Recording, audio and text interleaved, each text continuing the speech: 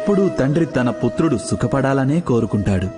వాని భవిష్యత్తు గురించే నిరంతరం చింతిస్తూ ఉంటాడు. ఈ కారణం వలనే బహుశా తన సంతానం యొక్క భవిష్యత్తుకు మార్గాన్ని స్వయంగా తనే నిశ్చయించే ప్రయత్నం చేస్తూ ఉంటాడు.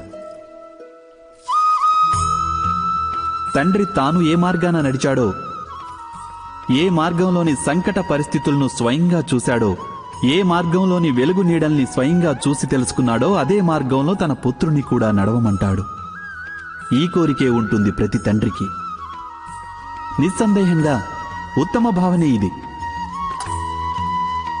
అయితే ఈ ప్రశ్నల గురించి కొంచెం ఆలోచించడం మనం మరచిపోతుంటాం.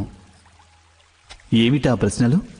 మొదటి ప్రశ్న, కాలంతో పాటు ప్రతి మార్గంలోనూ మార్పులు రావంటారా? అలాగే కాలంతో పాటు కొత్త పరిస్థితులు ఎదుర్కోరంటారా? మరి గతించిపోయిన కాలం నాటి అనుభవాలు కొత్త తరానికి ఎలా ఉపయోగపడతాయి? రెండవ ప్రశ్న, పిల్లలకు తమ తల్లిదండ్రుల నుంచే అన్నీ లభిస్తాయంటారా?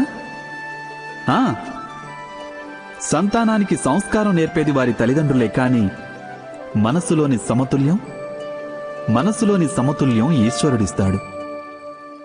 ఏ మార్గంలోనైతే తండ్రికి సాఫల్యం లభించిందో అదే మార్గంలో నడిచే వారి సంతానానికి సుఖము సాఫల్యము లభిస్తాయని విశ్వసించగలరా? చివరి ప్రశ్న, జీవితంలో ఎదురయ్యే సంఘర్షణలు సవాళ్ల వలన ప్రయోజనం లేదంటారా? ప్రతి ఒక్క కొత్త ప్రశ్న కొత్త సమాధానానికి తెరతీయదంటారా? అయితే మరి సంతానాన్ని కొత్త కొత్త ప్రశ్నలు, సంఘర్షణలు, సవాళ్లకు దూరంగా ఉంచడం, దీన్ని వారికి మంచి చేయడం అంటారా, లేక హాని చేయడం అంటారా?